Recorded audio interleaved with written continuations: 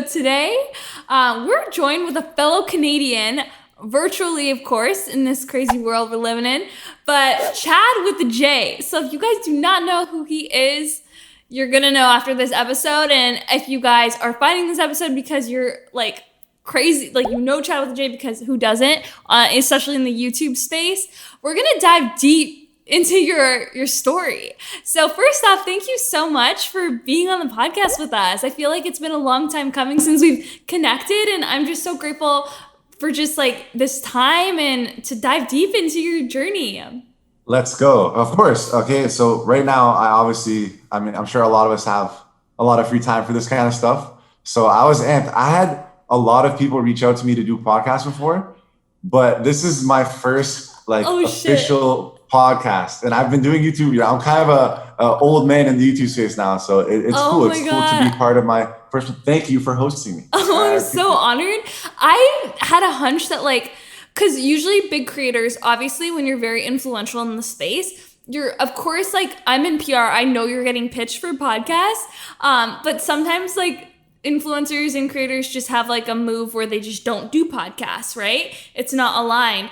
But I am so grateful and honored, guys. And you guys who are listening, we're going to go in. I'm going to go in. I'm the first interview. Oh, snap. Let's go. Oh, snap. Let's go. Let's expose you on a different element, right? Behind luckily I know you, so that's why I'm comfortable. And you know I'm Canadian, so I'm not going to be too I'm not going to go anywhere crazy. The nice person genetics, the Canadianness, you can put a Canadian in LA, but you can't take you can't take it out. So true. I still go by Celsius, and I'm not going to change to Fahrenheit. You're running kilometers, they don't know what that is. They're like, what the hell? Yeah. No, so I'm kidding, true. by the way, for all the American viewers, of course. Yeah. Okay, let's first, we'll go broad. So you have 2 million YouTube subscribers. You've been in the game since 2012. You're saying a bit on the YouTube game since 2012.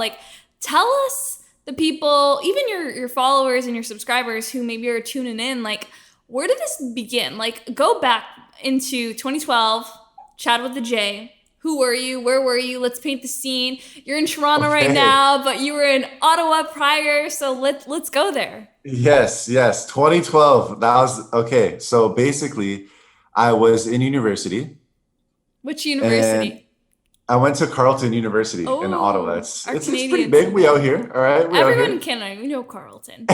Yeah, exactly. And I had a friend. So my sister was obsessed with YouTube, watching it. She was watching. I don't know if you know these OG creators, but they're called the Shaytards. They're kind of the first family vlog to ever exist, really, on YouTube. Wow. And BF GF, they were prank versus prank. That's what they used to go by, PvP.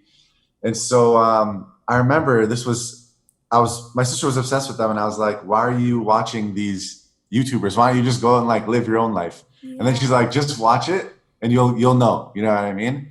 And I watched it, and I got hooked on YouTube, the concept of just uploading your day directly, with no crazy editing, it doesn't have to filter through no company, no media. You could just do it.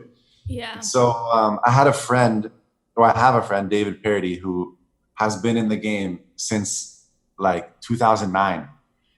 And I was his only friend who knew YouTube. And so naturally he's like, do you want to be in my videos? And then we kind of just became super close. And ever since then, a couple more friends would join the crew. You know what I mean? We would kind of get bigger and bigger, and which helped us all, because then naturally we formed a group on YouTube called Team Albo, and it stands for a little bit of everything, because every single one of us was from a different background. And so, there was the 5 of us originally. And people really loved the groups on YouTube. People were really gravitating towards that. And, you would discover one of us, you would discover all 5 of us. Mm-hmm. So that was kind of when I was going from, 10,000 subscribers to eventually 100K to eventually 1 million, was really through that phase.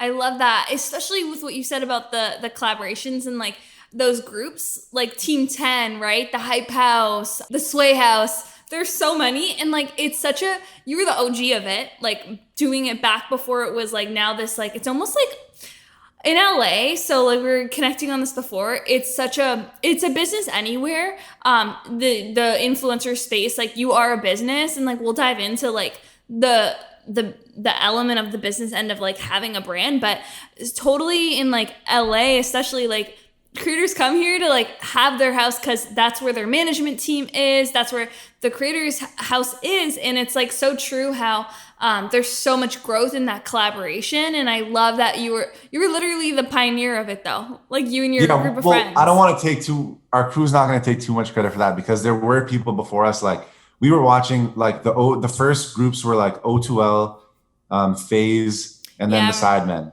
So those three were like, ours was organic. We weren't copying them, but we were like inspired by them. yeah, it's like That, it's like a business model, but then obviously you have your own like brand identity and like ethos and just like vibe, right?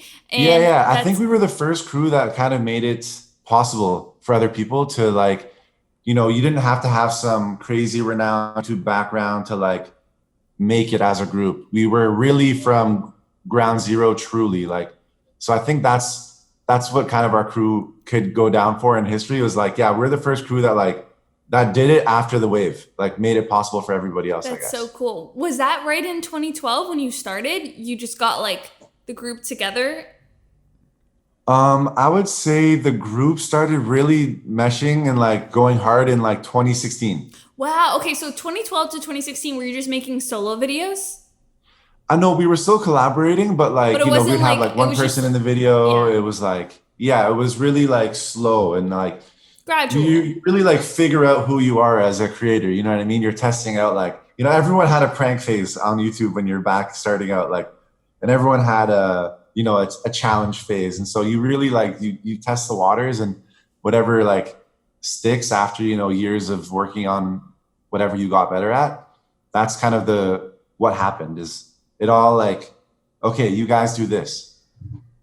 No, I love that. I think that's so powerful too because it's like you find yourself, like a lot of people are hesitant to start because they think they have to find like the the style of content that they're going to resonate and vibe with, but it's so much about like starting, like done is better than perfect, like taking action. If you know you want to be on YouTube and creating videos, like just start making videos because like you're going to learn so much about not only yourself but even like build an audience that's going to tell you even like, oh, we really like this style, and like also be like, oh, we're so and so, and it kind of merges like, okay, they really like this person, they really like this person, it like all comes to fruition. Right. What would you just say, like what was your like if someone was listening to this, or even Chad with a J back in like 2012, 2014, like just hustling, like finding his voice, finding his style, what would you say to someone listening who's like wanting to become like you and like really looks up to what you've created in that early stage of their journey? Right. It's so different because when I started out, it was just YouTube. Like Mm-hmm. that was the only kind of social platform. So I would honestly recommend to, if you really want to make it in today's game of like influencing and being a creator, if you're starting out, I wouldn't even make YouTube videos, to be honest. I think YouTube is kind of like that secondary step now. Like you kind of almost have to have an audience to make it worthwhile on YouTube. Whereas, things like TikTok, things like Instagram, Mm-hmm. where it's a lot easier to find that organic growth and then transition it over to YouTube once you have developed that audience. Do you know what I mean? Totally, totally. I'm like so crazy. I'm just like, go on all. Because if you're doing the Yeah. content, like just make it short form for this, make it like I feel like if you want to grow, it's like just shoot your shot everywhere you can. But I also believe in like, yes, it's about not like being so consistent, right? And so it's like doing what you can commit to, of course. Do you think that YouTube, I think like there's a lot of value to be said there, like on the organic searchability on YouTube. I feel like maybe it's because I'm in a very like Instagram's my main platform, and all the creators that I talk to on Instagram who use Instagram as their main platform say the opposite. Like, Instagram's so annoying, we need to branch out because like the organic reach on there is so tapped. Right. And Instagram then it's like, might not be the best one. You're right. but TikTok, I know that's like, but TikTok for sure, 100%. That is the way now. how do you feel YouTube organic reach is now? Do you think that it's very different? I know in the beginning days, if you post a vlog a day, you're gonna get it's gonna be really fair and reward you. But I know now it's more of like not only a vlog a day, but that quality needs to be there too. Exactly. You nailed it on the head. It's like, there's a lot of really good content out there. You're competing with a lot of people, especially now with, what else is there to do other than create content right now? So if you have the tools, if you have the network, the skill to create, there's a lot of like educational videos in every single realm. Like, whether you like basketball, whether you like, like if you're a fan of TikTok creators and you want to make kind of like a drama news channel, like there's so many different realms, but I like what you said. It has to be good now. You can't just do it and upload it. I feel like that's where, you learn the game through other apps. And then once you have developed all those skills, and I mean, you can begin on YouTube. It's just going to be a bit of a slow ride to start. You know what I mean? You might not see the numbers that you're hoping for, but as long as you're taking any sort of baby steps and you're getting better and you're just getting that one more viewer every time. Like, someone's going to like it. So I don't want it to sound like don't even try on YouTube, because no matter what, people are going to like it, like what you do. So it's just going to take a little bit longer that way. I think patience, like Gary Vee preaches patience so much. And I think like now more so, but I love what you said about one subscriber, because, that's like one person who's watching your content and it's just going to naturally grow. And essentially you could have that hockey stick growth where it just like one video pops off. I know like that does happen for creators, and you have to just keep going until that vision. Did you have that in your journey? Was it really gradual, or did you and your team like have like a point where it was like one video that like put you guys on the map? Right. I think there was a lot of so at the start we didn't really have like one kind of team channel. It was like all of us had our own channels, and we were collaborating with each other on our own channels, and so different people had different kind of blow up videos. Yeah. What was yours? Mine personally was, this was in, like I said, 2016. And it was my Trading a Paperclip series, where I started out with a paperclip, and I was like, I saw that going to different stores and malls and trying to, trade up. And that was a game I learned at camp. We would go around with like, everyone would have like their group, and then you would go around the malls and you would try and trade it. And so I was like, why not bring that to YouTube? And like, if the campers loved it, like, there's going to be groups of kids out there who also love watching it and being a part of it. And so once I did that video was like, I remember one day I got like, in the span of a week, I gained 100,000 subscribers. It was like 10 to 15,000 subscribers every single day when that video popped off. And so, yeah, that was like, whoa, like it was all really fast. Like, and then from there, I just kind of continued that like style of content where it was like me with a camera going about. It was like, giving the people what they want. That's what you got to do. You got to, at the end of the day, it's like, I still really love doing those videos, but like, it's always more fun to like film at home with your buddies and have a laugh. People still love those videos too, but I'll always make room for the videos that people want to see, because like, ultimately you got to give the people what they want. That's so awesome. I love how that video, like, that's insane. 100K in 1 week is like absolutely insane. Was that the point where you were just like, holy shit, like this is like my forever? What was that point when you like left the full-time job and just pursued YouTube 100%? Yeah, it was that week, like that week that had happened, because I had been going at it for so long, right? I had been working on it. And I had been doing pretty well. Like I had been holding 3 jobs while doing YouTube. Wow. And I was like still uploading all the time and like finishing school. And so I was still working on it that whole time. And then as school ended, I was able to get a content house. And then in that content house is like when I started to come up with that idea, and I had already been living there when the video popped off. And so I was like, okay, cool. Like, you know, I have made enough now that like it's more than the 3 other jobs. So like I can really like shift this and like just focus on this completely. Was it like a instant you were just like, you know what, that was always the goal, I know, like to make YouTube full time. And I just love that you were hustling, like you worked 3 jobs and you were doing YouTube. It wasn't just like you were like just doing the YouTube. Like if you want to make something a reality, you're like putting in that work. What was your schedule like back then? Did you just like do YouTube in the evenings? Did you like make a lot of sacrifices in other areas to like hit that goal? Yeah, it was pretty crazy. It was a lot of, so I worked at a bank. Yeah. Like I had 4 shifts a week. So that would be like during the day, 4 times a week. And then I would come home and I would either film content right away or I would have something to edit. And then, so when I worked as on the weekends, I would work as a server and that was at night. So everything I would do during the day, it would like flip. And so I was doing that basically to like pay rent at the new house that we were living at. Like that was like the whole risk is like, okay, we're going to get a house and, you know, we're going to split rent. And then at the time I wasn't making, I was making enough like to like kind of get by on YouTube, but like, you know what I mean? I still wanted to like live comfortably and be able to do things and still work. And so, yeah, basically whenever I wasn't working, I was working on YouTube and that didn't feel like work at the time. That was kind of just like fun.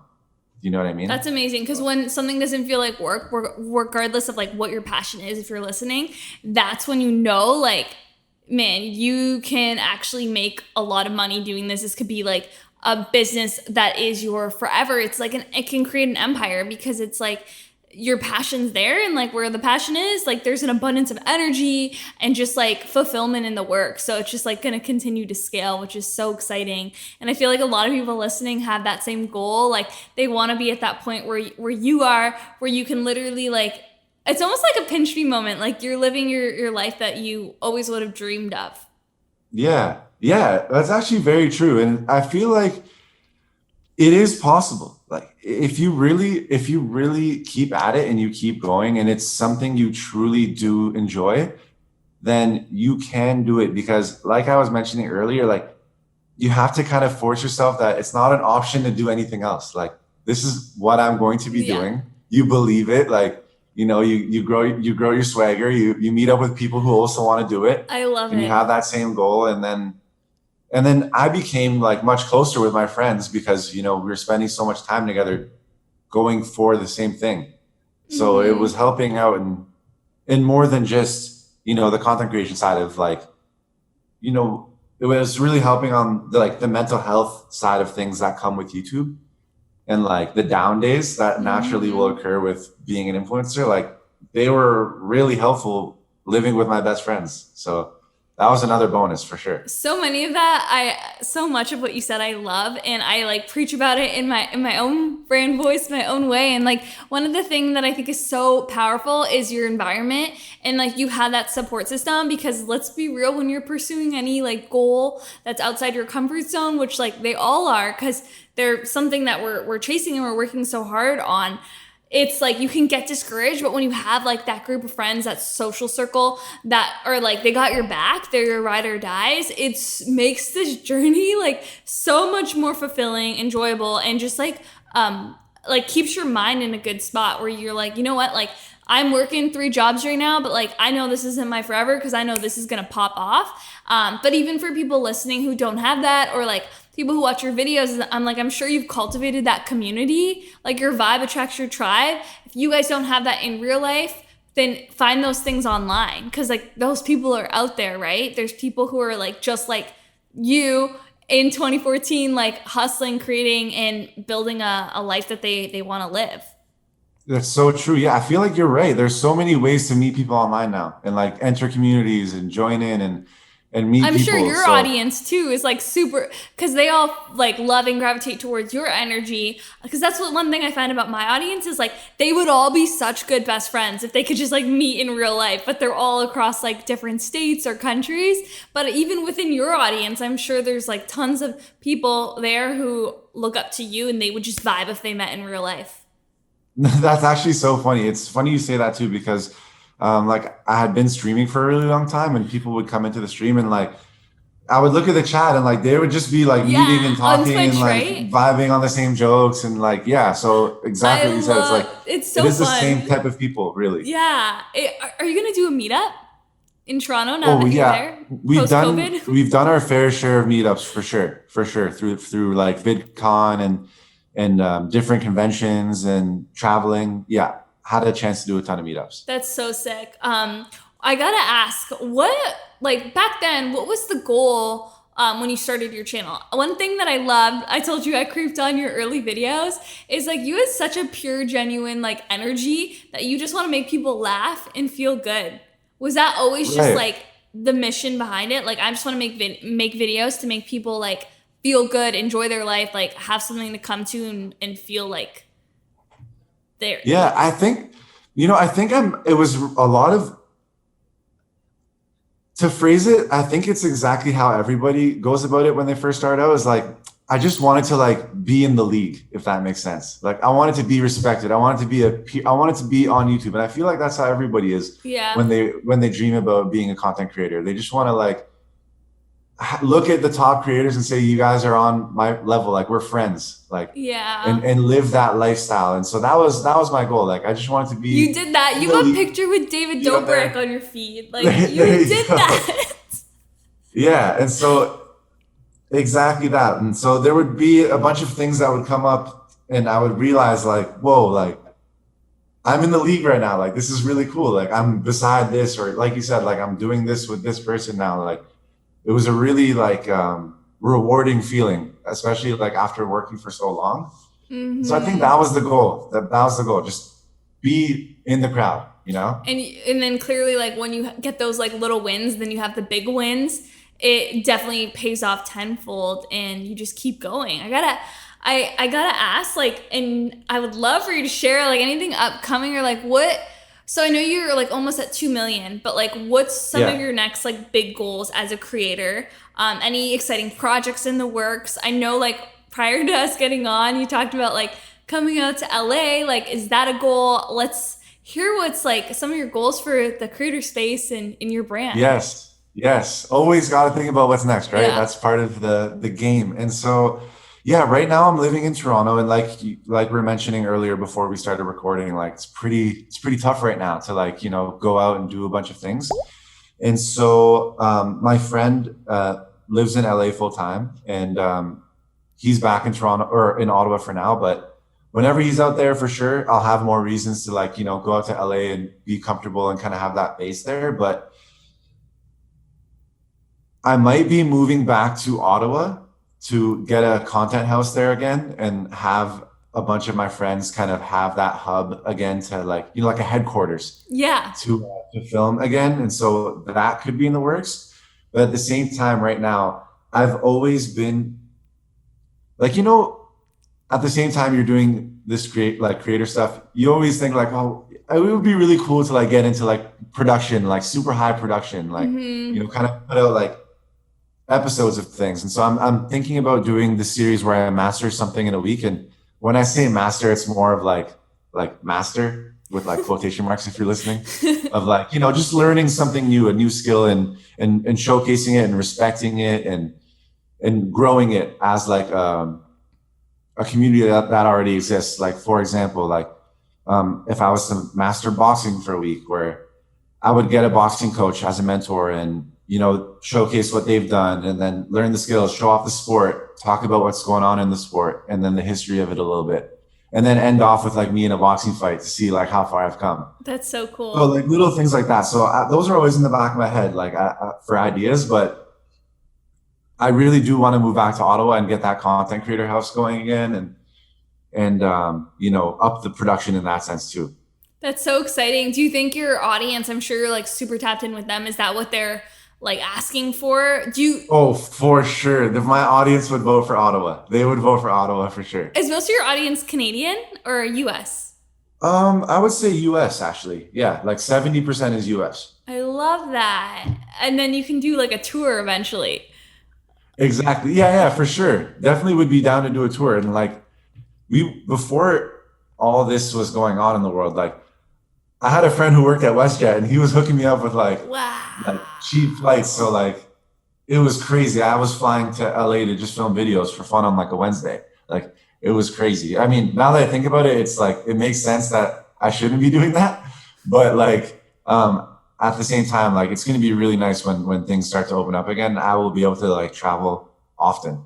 Totally. But I think like at the end, the one thing that's like really obviously like a silver lining in all of this is like things like a creator house is actually like so like we were talking about like COVID and everything before, but like it's actually safe to have like same people, like they're your quarantine and like you're creating content and then also your content like makes other people feel good. Like so much on the mental health.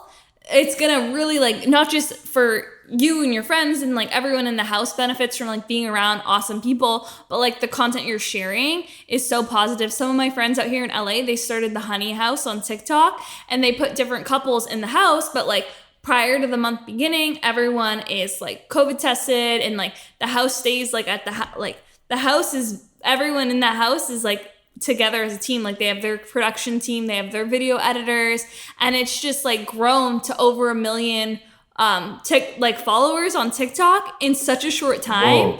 Because you're like in that hub, like every day, like you wake up, they have their routine, they create, and that consistency's there. And also what you said in the beginning, like that organic growth is there on TikTok where they grew to 1 million and like I think they hit it in like a month or two, which is crazy. Like imagine that was on YouTube. Imagine you just started a channel on YouTube and it hit 1 million in like a month. Like unheard of, right? And so that's really cool. It so goes back to like everything you said, like not only just like the consistency and everything, but it's that tribe and that community and like creating content too that like your audience is feeding for and like always innovating as well. Like I know they had like season 1 and then season 2 they actually had more editors because they wanted to produce more and they wanted it to be like at this certain level of content, and it's just so like cool to see the journey unfold like in your life and like see how it's just like, could you imagine like ChadwithaJ back in 2012 like having his own like streamlining his own production house? Like that's insane. Right. It's like I feel like that's going to be very popular in the future of like, you know, people really buckling down and getting together and like you said, forming these groups and doing that stuff. Like it's only beneficial for everybody. No, so. I love it. Tips for When's your group starting, Aisha? That group is party one. I know I need to start a group, guys. I think I definitely have a huge vision for just like the podcast and everything in the community, because I've really learned that like through connecting with people individually on just like who listen to the show. It's so cool to like, your vibe attracts your tribe like wholeheartedly, like when you're yourself. And like from the beginning of when I started this, this is why I'm like, love that you said like, you just got to start, because like when I started this, I was so timid behind the mic, and like now I just like let it roll like a natural conversation, like let it flow. And then your audience like likes that. They want to hear more about you. And it's just so crazy how like you just want like the community can grow, but you gotta be like on it. And I want to just get your words of wisdom, best piece of advice for anyone listening who wants to start their brand online, but maybe like they don't know where to start. They don't know what content to create. What would you say to them for like even dabbling in? Would you say like, go do what just share what you're passionate about? Like think about what makes you happy. Share that. Like what would be your tips for someone who wants to start off with like any sort of brand? Like could be YouTube, could be TikTok, could be Instagram. I think if you're going to start, just do all of them and put yourself out there. Yeah. So this is such a like, you know, you can go with like a deep answer or you can go with like a short answer. Totally. So which one, like, do you want like a medium answer? What do you want me to come out with here? Because there's so many answers to this question. Ooh, I like deep. We like deep. We like, okay. Oh, I forgot you said it at the start. That's what we're going for with this episode for sure. Okay, so all right, I'm gonna be like a little coach right now. All right, I'm getting into a little coach mode. All right, it's not gonna be easy, my friends. It's gonna be a very hard, tough, long journey. All right, and creating content is fun and it's great and it's exhilarating, growing, but you just can't be hard on yourself. All right. That's the number one rule at the start. Do not be hard on yourself because it's going to take a while. All right. And a lot of things have to go right. And if a lot of things haven't gone right at the start, you have to just keep pushing because ultimately things will only get better if you do keep going, you keep learning. And if you learn one thing every video, all right, just one thing, and you act and you don't like, you know, you can like cheat yourself and like you don't actually learn that one thing. You say you're going to do it. You say you're going to improve this thing, but then you just get it out there because you want to stick on a schedule or something like that, and you don't actually improve it. I think you do need to take that time to like improve every time that you're creating content. Like you really have to apply that one thing you have to learn and like not take any shortcuts when you're learning it. That's the biggest thing. And so once you found that groove and you've tried everything and you finally found something that you've liked and people are reacting to it great, that's when you can't stop. You have to keep creating. You have to keep looking at different types of content within that thing. You have to follow trends and you have to start trends. That's the biggest thing. You can't just follow, like, it's cool to follow trends, but the biggest people start the trends. That's just without a doubt. Like, it's cool to follow trends. It's even cooler to start trends. So just keep that in mind as well. Being creative. And yeah, it's crazy because you have to follow 100 rules and then you have to make up 100 rules at the same time. So there's my answer. That's a good answer. That's so loaded. That I like Coach Chad with a J. Yeah. Coach Chad right here. All right, if you guys hit me up. I literally was gonna say it earlier when you were talking about beliefs. You're so like, I know that you're gonna be like, no, I'm not, but like law of attraction and like the mindset and all of that. Like, I'm like, you should write a book on this. Like, I think that it's the thing that I love about like this podcast and like why I like am gonna keep going with this content is because like everyone has their own journeys and stories, and like people will never like, sometimes they don't see creators like you in this light, and it's like you had that relentless like work ethic and mindset principles. Like your mindset's so lock solid with like your beliefs and where you want to go, and it's like I want people to like see you in this light. I want everyone to see it, because if they can hear like that side of the journey, then someone listening could be like, holy shit, like if he did it, like I can do it too. And that's the thing. It's like no one should ever doubt themselves. It doesn't matter like where you come from, your circumstances. It gives me chills because it's so true what you're saying. And I just hope someone listening applies it, because it's like nothing is ever a failure or a loss. You learn so much in the process. Right. 100%. And it's like you said about like not being hard on yourself. Like, you know what I mean? And really like learning it and taking it day by day, and just actually like, if you can't enjoy it, then it's going to be really hard to do it for a long time. You know what I mean? And so you do have to have that mindset. Yeah, I like that note as well, because like also if you're enjoying the process, it makes it like that much more. Well, you loved it, even editing videos, like when you were in your hustle of like working all day, coming home to work on the YouTube, and then working on the weekends like usual.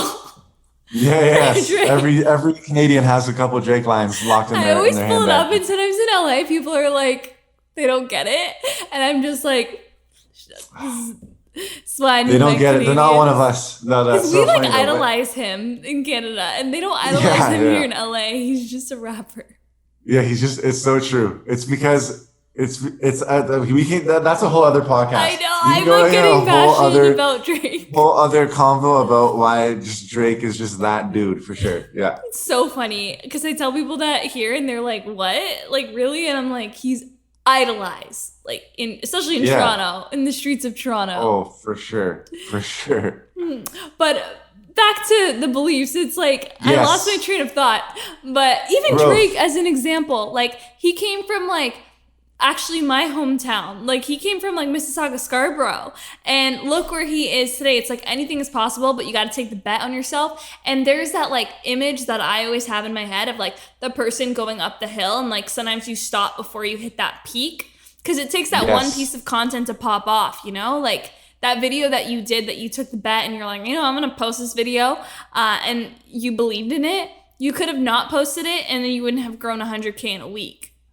That's actually very true. Like, I haven't thought about it in that regard. It's like all the wins that I've gotten, if I didn't think about what if I didn't do that, you know what I mean? And so that's another really good thing. Like, whoa, I'm very happy I took a lot of those risks, for sure. I think it's so important to like maybe I would have been happier if I took more risks. Who knows? Like, so I guess there's a lot of lessons to be learned. Oh, like, yeah, I tell myself that all the time. Like, with my own journey, like, I started YouTube so long ago when I started my, like, fitness journey, and I stopped, like, posting videos, and then I always think back, like, now that I'm, like, restarting just posting the podcast onto YouTube, I'm always like, what if I just kept going? Like, back then, I probably would have been, because that was, like, a golden era to do YouTube. It was, like, before, like, it was when fitness was cool to, like, post those vlogs, but, like, early days.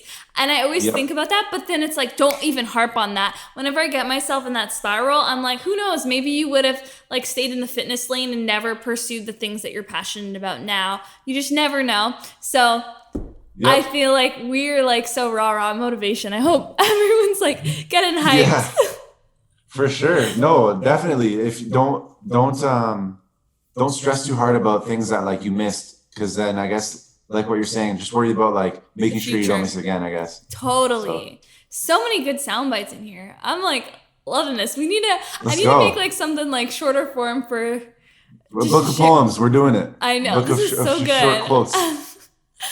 So I want you to plug away. I know a lot of people, they know where to find you on YouTube, but for the people who are listening to this podcast, maybe they don't know your YouTube. Tell us the best place to find you. I know you're on Instagram. Are you on TikTok? Plug it all. For sure. So first place you can find me is YouTube. All right, ChadwithaJ.